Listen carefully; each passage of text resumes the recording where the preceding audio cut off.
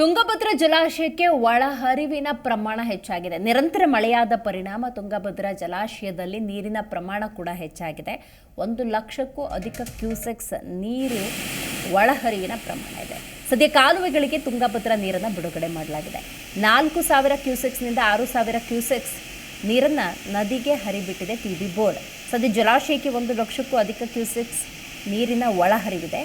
76 TMCಗೂ ಅಧಿಕ ನೀರಿನ ಸಂಗ್ರಹ ಇದೆ. ಈ ಬಾರಿ ವಿಶೇಷವಾಗಿ ಬಹಳ ಒಳ್ಳೆಯ ಮಳೆಯಾಗಿದೆ.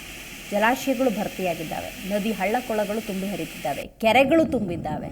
ಸೊ ತುಂಗಭದ್ರಾ ಜಲಾಶಯ ಅಂದ ಸಂದರ್ಭದಲ್ಲಿ ನೀರು ನೋಡಿ ಎಷ್ಟರ ಮಟ್ಟಿಗಿದೆ ಅನ್ನೋದನ್ನು ನಾವಿಲ್ಲಿ ನೋಡಬಹುದು. ಸದ್ಯ ಕಾಲುವೆಗಳಿಗೆ ತುಂಗಭದ್ರಾ ನೀರನ್ನು ಬಿಡುಗಡೆ ಮಾಡಲಾಗಿದೆ.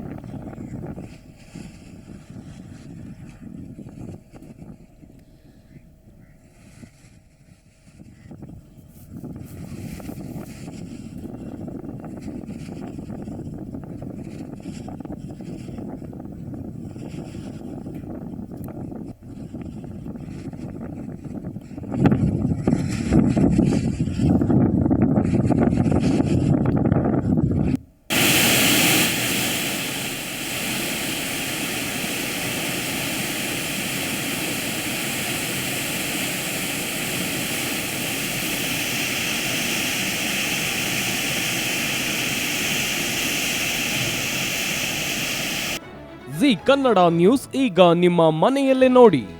ಎಲ್ಲ ಕೇಬಲ್ಗಳಲ್ಲಿ ಈಗ ಲಭ್ಯ.